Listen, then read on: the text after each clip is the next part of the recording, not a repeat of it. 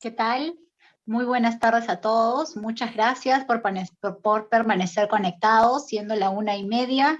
Sé que esta es hora ya de pronto de comer algo, ya deben estar algo cansados, pero va a valer la pena, porque hoy tengo el honor de presentar al doctor Alastair Thompson. El doctor Alastair es jefe de cirugía de mama en el hospital, en el centro de mama Leicester and Swiss Smith. Además es codirector del mismo. Este centro es parte del Centro Oncológico Integral de Dan L. Duncan en Baylor College of Medicine. Además ha publicado y nos ha llenado de evidencia científica en el transcurso de los años, siendo líder de opinión. Y por si fuera poco, tenemos el honor de contar con él el día de su cumpleaños. Así es que estamos muy agradecidos con el doctor Thompson, y nos va a hablar del impacto que tiene la biología molecular en la toma de decisiones quirúrgicas. Los dejo con su charla y no olviden que después tendremos una ronda de preguntas. Gracias. Thank you so much. I wonder if somebody muchas gracias.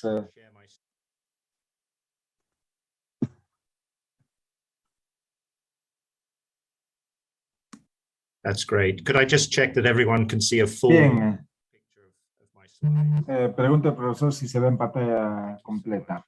Bien. Well, ladies and gentlemen, thank you so Damas y caballeros, muchas gracias por permitirme estar con ustedes en Lima. Lamento no estar allí en persona, pero como todos sabemos, estamos viviendo en épocas muy difíciles y sería un enorme placer y privilegio estar de vuelta con mis amigos. Y bueno, aun cuando sea por realidad virtual, estamos contentos. Entonces continúo aprendiendo bastante acerca de mis amigos en Perú y en todo el mundo. Y tengo una práctica predominante europea y estadounidense. Entonces yo quiero enfocar con ustedes la pregunta que tenemos ahora: ¿cómo los cirujanos tenemos que enfrentar con la forma en la cual enfrentamos a nuestros pacientes y cómo la biología del tumor tiene que ver con esto? Refrescaremos nuestra memoria acerca de algunos de los aspectos de la biología del tumor que debemos tener en cuenta. Si bien el carcinoma ductal in situ es uno de los retos para nosotros los cirujanos, y el potencial invasivo es algo que nosotros necesitamos considerar aún más para el futuro. Y como ustedes saben, cuando un patólogo mira en el microscopio, describimos un cáncer invasivo con diversas características: ductal, lobular, inflamatorio y otros subtipos. Pero tendemos a utilizar el receptor de estrógeno y de progesterona, los HER2, y categorizamos los cánceres de mama con este método en la práctica clínica real, como se ve en el lado derecho de la diapositiva. Esto realmente se basa en lo que se descubrió unos 20 años atrás, que los cánceres de mama no son todos iguales y que pueden ser modificados por la expresión de la ARN clasificados en diferentes subtipos y de algún modo, y no precisamente esto se aplica desde el punto de vista clínico, también el uso de la inmunohistoquímica. Entonces, el segundo punto que quiero tocar es que cada vez más, y esto ha sido impulsado por parte en el COVID, pues en el contexto del COVID, entonces estamos utilizando ahora más la quimioterapia, la terapia neoadyuvante, y nosotros los cirujanos sabemos que esto puede mejorar nuestras opciones quirúrgicas tanto en la mama como en la axila. Entonces esto es para recordarles, y esto es familiar para ustedes, pero para recordarles por qué algo de esta terapia neoadyuvante puede ser bastante útil para nuestros pacientes antes de la cirugía. Podemos reducir la carga del cáncer. Originalmente se llamaba inoperable y pasar operable cada vez más, y tocaremos esto más adelante. Podemos ver que alguien puede ir a una mastectomía y que sea apropiada para la conservación. Y si la paciente originalmente era para lepectomía o conservación de la mama, entonces haríamos menos cirugía como consecuencia de esta terapia. Y al final de la charla tocaremos el tema de si después de una terapia neoadyuvante exitosa, si tenemos que ir a alguna cirugía. También tenemos la capacidad de esta base individual para determinar si es que el cáncer funciona para ser destruido por las drogas que se están utilizando, de manera tal que la respuesta de estos pacientes individuales a las drogas sea tan importante. Podemos trabajar en el contexto neoadyuvante para desarrollar nuevas drogas con esta quimioterapia neoadyuvante que se hace cada vez más prominente. Y esto nos lleva a las preguntas si podemos evaluar lo que tenemos allí en la mano. Y en base sobre las opciones quirúrgicas, quiero recordarles y hablar acerca de la carga del cáncer residual y cómo esto puede impactar en nuestras decisiones clínicas.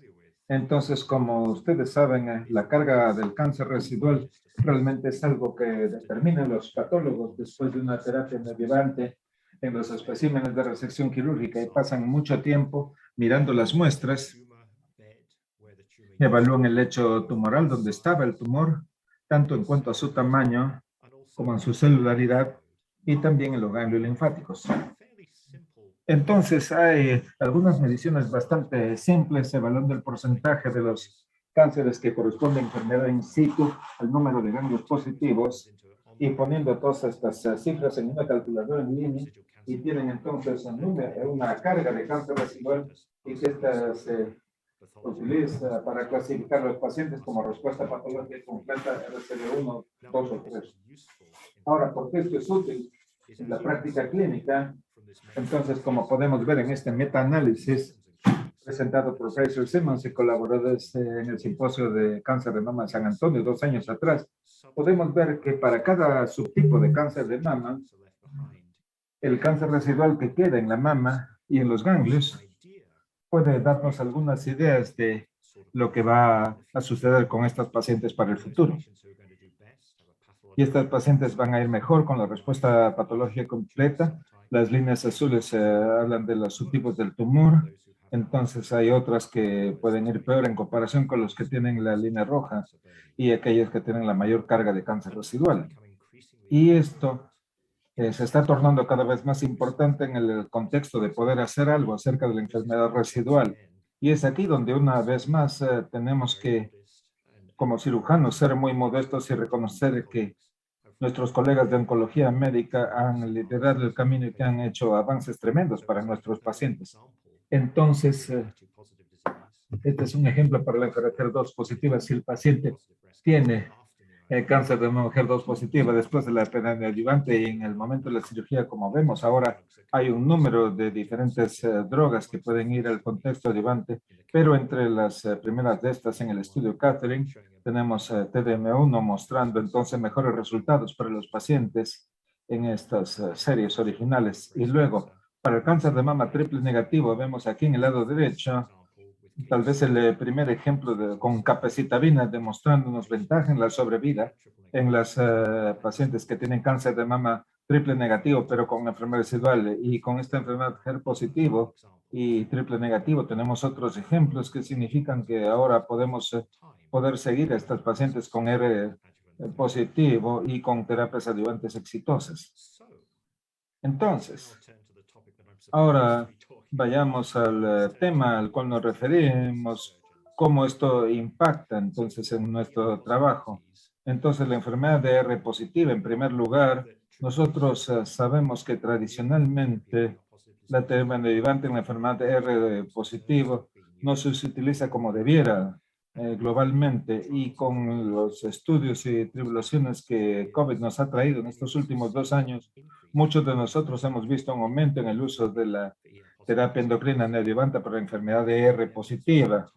Y hay evidencia por algún tiempo de que si tenemos un paciente que comienza con una terapia endocrina neoadyuvante y luego se le hace una segunda biopsia, quizás a 2, 3 o 4 semanas de tomar la medicación, se va a ver una caída en el Ki-67, y esto como fuerte evidencia de respuesta a esta terapia endocrina, y esto podría ser aparente aun cuando haya cambios en el tamaño del tumor. Y finalmente, si nosotros podemos tener la terapia endocrina neoadyuvante para bajar la proliferación de Ki-67, llevar los niveles muy bajos, digamos a menos de 3, 2 o 1%, esto nos muestra entonces una buena supresión y puede significar una buena evolución para el futuro. Y por cierto, sabemos que dando esta terapia neoadyuvante se supone que nos va a dar mejores opciones quirúrgicas, y Entonces, este HER2 positivo tiene menos posibilidad de lograr una respuesta patológica completa. Quizás hay pacientes que tienen una completa respuesta patológica completa. Y en cuanto a la terapia endocrina, entonces serían muchos pacientes que tienen el tumor en la mama y en otros está completamente destruido el tumor. Entonces, la desventaja de todo esto es que hay evidencia que aparece en estos últimos 2 años que aun cuando hay un poco de enfermedad que ha quedado en el contexto del cáncer R2, R positivo, no serían tan malas noticias como aparecería después de la quimio adyuvante. Entonces, en la enfermedad HER2 positivo, similarmente, la terapia de higiene adyuvante, conjunto con la quimioterapia, ha demostrado tener un impacto enorme. Y hay un estudio de Christine Child que ha tratado de demostrar que al evitar la quimioterapia convencional utilizando una droga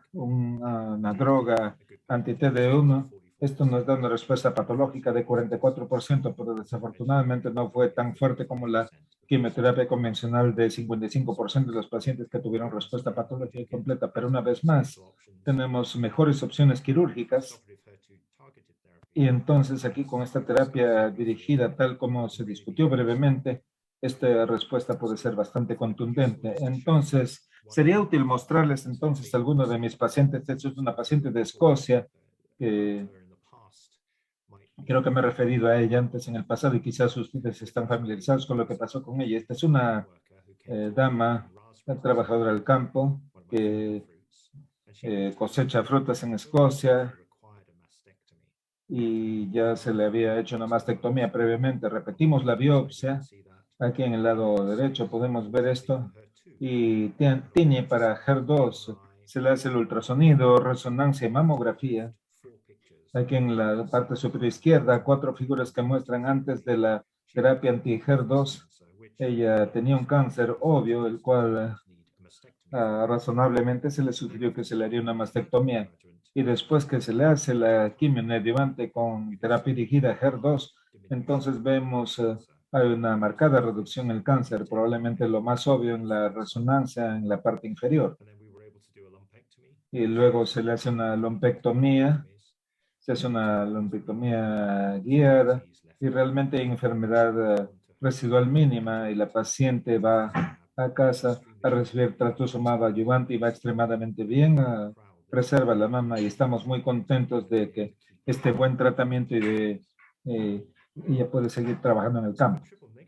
Entonces, el cáncer de mama triple negativo, similarmente, la terapia dirigida neoadyuvante ha sido la meta por mucho tiempo con la quimioterapia, pero para aquellas que son BRCA1, BRCA2, donde son PARP, con el ejemplo de telazoparid, muestran una respuesta marcada. 60% de los pacientes tienen una respuesta patológica completa en el primer estudio y todos estamos familiarizados con el estudio Keynote 522, pembrolizumab. Ahora se está convirtiendo en el estándar en el contexto de la terapia neoadyuvante dirigida con la quimioterapia para el cáncer de mama triple negativo. Entonces, ustedes ya han visto en este contexto adyuvante con capecitabina en el posaporatorio y otras drogas disponibles y el ejemplo de lo que puede suceder con una paciente. Esta paciente recibe quimio neoadyuvante y tenía enfermedad de cáncer de mama triple negativo en el izquierdo, cáncer de 3 centímetros, ya es palpable, tiene 4 ciclos de antraciclina, ciclofosfamida y luego ciclos de taxano y ya no había nada más que ver en la mamografía, como se puede ver. Y con esta pequeña lumpectomía pudimos entonces salvar la mama y asegurarnos de que no tenga enfermedad residual y va luego a radioterapia para completar su tratamiento.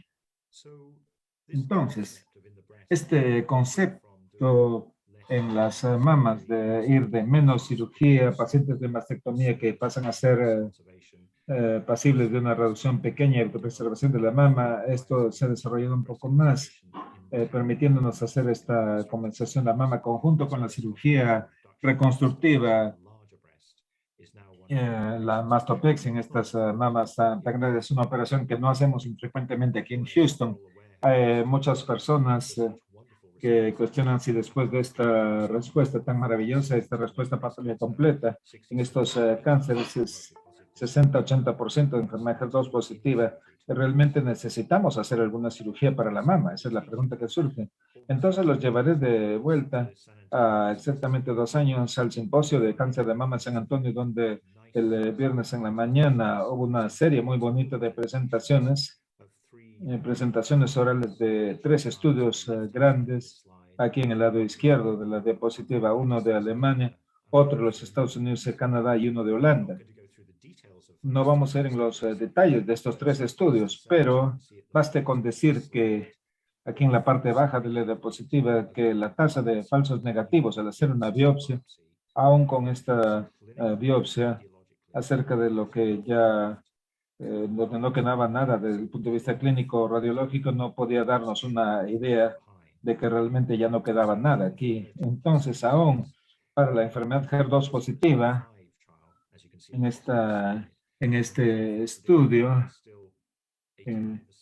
entonces hubo 89% y no se alcanzó la meta hasta en el 90%. Y si bien esto nos afectó mucho, hay el cuarto estudio en esta serie de presentaciones orales que eran las pacientes de Londres y de Houston, utilizando la biopsia asistida con vacío y dejando muy poco clínicamente en la radiología, pudieron demostrar entonces en esta serie relativamente pequeña que la tasa de falsos negativos podía ser menos de 5%. Y entonces es difícil viajar, pero en la realidad virtual, como estamos hablando, si estamos en capacidad de unirnos a esta discusión de póster número 7 en la reunión del 2021 del Simposio de Cáncer de Mama San Antonio, vemos algunos desarrollos significativos. Ya ahora 2 años de este grupo alemán de Heidelberg y de un grupo japonés en cuanto hacia dónde se dirige este campo, el concepto de no hacer cirugía a la mama después de una terapia neoadyuvante. Y hablando de la mama, todos reconocemos como cirujanos que tenemos que trabajar también con las axilas. Y nosotros sabemos que conforme vamos a estas biopsias y a las disecciones de ganglios donde no hay evidencia de enfermedad en la axila para comenzar, en algunos casos, y si es persistente esta enfermedad ganglionar positiva después de la terapia neoadyuvante, entonces se necesita aquí la disección de los ganglios axilares como estándar. Y lo que yo quiero aquí es subrayar un par de desarrollos en esta área. El primero es que el mapeo reverso del flujo linfático de la axila, entonces esto es algo que se está estudiando cada vez más en los Estados Unidos. Quizás esto sea familiar para todos ustedes, pero está ganando más popularidad acá en estos días y es una buena forma de pensar en las cosas para aquellos pacientes en los cuales queremos preservar el drenaje del miembro superior a la vez que hacemos una cirugía oncológica apropiada. Y como ustedes pueden ver en estas figuras, aquí en el lado derecho, el tinte azul que cruza por los linfáticos y que está drenando del brazo. Entonces vemos que podemos distinguir entonces cuál es el drenaje linfático, cuáles son los ganglios que drenan allí, de aquellos ganglios centinela o aquellos ganglios que disecamos cuando hacemos este trabajo en la axila propiamente dicha. Y que por tanto aquí sin cambios en los resultados oncológicos de las pacientes podemos reducir las chances de linfedema, reducir la morbilidad en esta cirugía axilar. Y la otra técnica que ustedes han escuchado quizás antes o en la presentación del sábado es algo que se llama la disección dirigida de la axila. Como ustedes ya han escuchado, ahora soy un año mayor y entonces es posible enseñar a esta gente mayor a hacer nuevas operaciones. Entonces, mi colega Bill Cordell me enseñó a hacer esta operación, lo cual creo que es una forma muy interesante de abordar la axila para hacer esta disección. Entonces, hablando a través de estas figuras, la primera figura de la izquierda, entonces, esto es un ganglio antes de la terapia neoadyuvante y podemos ver aquí el radiólogo ha colocado una marca en este ganglio en la segunda figura.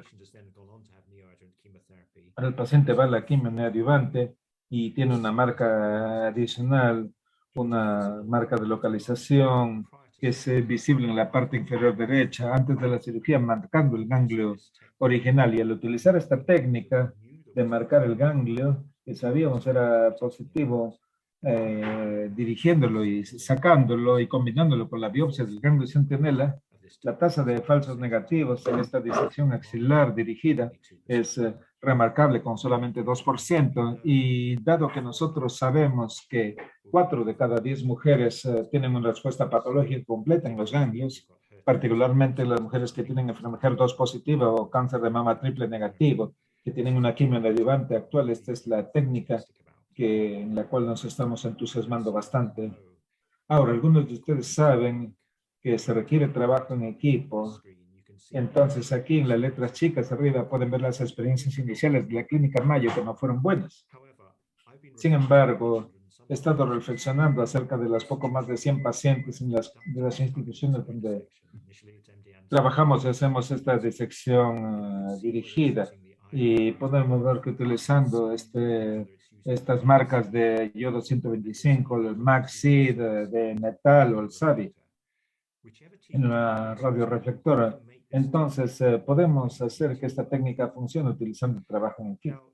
Entonces, no está exento de problemas. Estamos francos acerca de los problemas que encontramos acá y puede colocarse el marcador, no justo donde queremos, pero si sabemos de esto en el preoperatorio, ya no ha sido un problema. En el intraoperatorio, cuando tomamos este ganglio marcado, hacemos una sección congelada y, como se esperaría, a veces la sección congelada es imperfecta y nos da falsos negativos, pero cuando tenemos la patología final podemos ir hacia atrás y hacer la disección de ser necesario.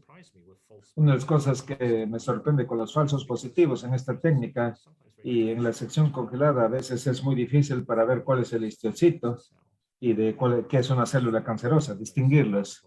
Y entonces esto engaña hasta patólogos experimentados hasta que se familiaricen con esto, y esto pasa en los últimos 2 o 3 años, pacientes que no pueden, cuando no se puede encontrar el ganglio original en el scan axilar inicial para detectar el marcador, pero en estos pacientes se ha podido detectar en el intraoperatorio el ganglio y a veces requiriendo el ultrasonido. Desafortunadamente hay muchos ganglios comprometidos antes de la quimioterapia y no he encontrado que haya conversiones a negatividad en los ganglios y que hayamos podido distinguir utilizando estas técnicas. Y con toda esta experiencia, solamente quiero recordarles que todavía es una suerte de tecnología experimental. No tenemos resultados en el largo plazo. No tenemos estudios randomizados en esta área y todos los pacientes todavía requieren la radioterapia axilar con el uso para estos ganglios. Quizás para resumir, entonces, ¿por qué elegimos hacer esto después de la quimioadjuvante? Para nuestros pacientes aquí en Houston, bueno, si la paciente originalmente tiene ganglios negativos y esto requiere una evaluación axilar, entonces esto es lo que se necesita y una biopsia del ganglio centinela apuntando a 1, 2, 3 ganglios utilizando estos 3, preferiblemente utilizando una técnica de tinte azul y tecnesio, que es una técnica adicional, quizás sea el camino a seguir. Las que convierten de ganglios positivos a ganglios negativos, y muchas de estas pacientes son HER2 positivos, tienen tumores HER2 positivos en estas pacientes, aún con cánceres triple negativos, sabiendo que tienen una fuerte probabilidad de convertir de ganglios positivos a ganglios negativos, y puede ser difícil de evaluar, pero yo creo que la técnica de la disección axilar dirigida es un buen camino a seguir. Entonces, si originalmente hay muchos ganglios comprometidos, o si realmente hay estos ganglios que se mantienen prominentes, entonces esta disección de ganglios axilares sigue siendo el estándar. Entonces, lo que he tratado de hacer en este tiempo breve es centrarme entonces en un área pequeña de lo que nosotros hacemos desde el punto de vista quirúrgico. Pensar que el tipo de tumores que tenemos que enfrentar puede influir entonces en lo que vamos a hacer en la cirugía. He tocado las diferentes biologías del tumor en una forma superficial, les he recordado acerca de la carga del cáncer residual, y quizás para resumir, en la enfermedad positiva para receptores, esta terapia endocrina está entrando en vigor. Todavía no sabemos la duración y cuál sería lo ideal. Puede ser 6 meses, 4 meses, 12 meses. Nosotros sabemos que hay muchas formas para evaluar la respuesta de la enfermedad y quizás la simple es el KI67 en una segunda biopsia, 3 a 4 semanas más adelante, pero va a haber mucha nueva información del estudio Ultimate que es con pacientes que han probado con terapia neoadyuvante endocrina para ver si es que esto va a ser bueno para ellos. La enfermedad HER2 positiva, la terapia dirigida neoadyuvante por mis colegas de oncología médica cuando son reticentes a dar esta quimioterapia para estos cánceres menos de 2 centímetros de tamaño, pero tal vez un día todos van a tener este abordaje y similarmente para el cáncer de mama triple negativo, todos estos cánceres de mama pueden ser susceptibles a una quimioterapia neoadyuvante. Si es que hay puntos de corte más bajos. Y para los que responden tenemos las opciones quirúrgicas, mejores opciones quirúrgicas. Con esto podré conversar con ustedes. Deseo agradecerles por escuchar y si es que hay alguna pregunta, si es que nos da el tiempo. Muchas gracias por su atención.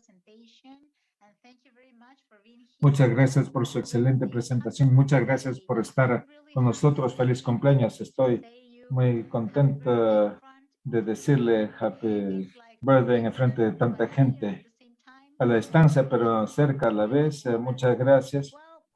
Bien.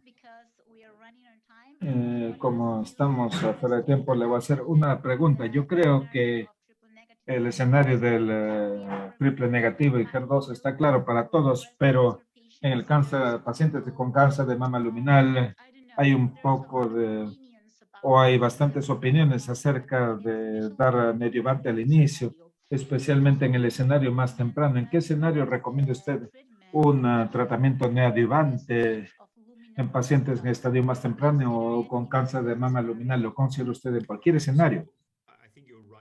Yo creo que la pregunta es acertada en cuanto a si todos los cánceres de mama positivos a receptor estrógeno son lo mismo, cuando claramente no lo son. Y yo creo que esto es muy diferente para el luminal A.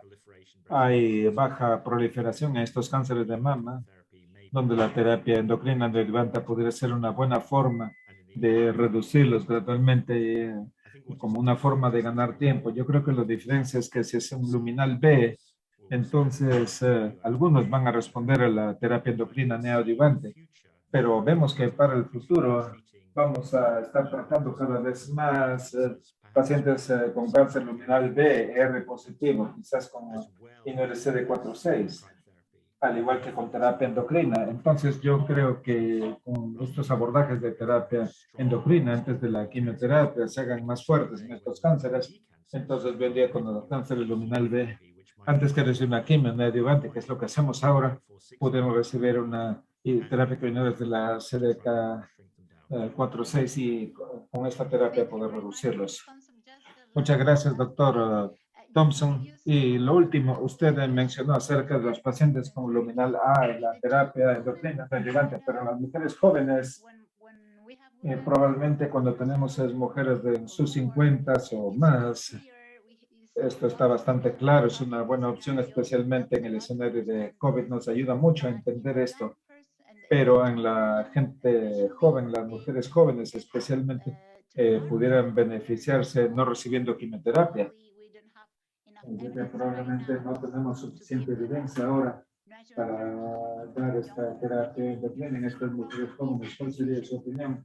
Probablemente estas pacientes necesitaremos continuar ofreciéndoles una opción quirúrgica si es que no hay mayor compromiso. Yo creo que usted está en lo cierto. Como usted sabe, nosotros trabajamos con buenos oncólogos clínicos, con imágenes fantásticos y con radioterapeutas excelentes. En las mujeres jóvenes particularmente, yo creo que necesitamos trabajar juntos como equipo para asegurarnos que nos centramos en cuáles son las opciones y hacer las cosas en estas modalidades individuales por paciente. Muchas gracias, doctor Thompson. Temo que ya no tenemos más tiempo. Estoy muy contento de tenerlo nuevamente. Feliz cumpleaños. Que tenga un gran día y muchas gracias por estar con nosotros. Muchas gracias por permitirme estar con ustedes. Aprecio mucho esto.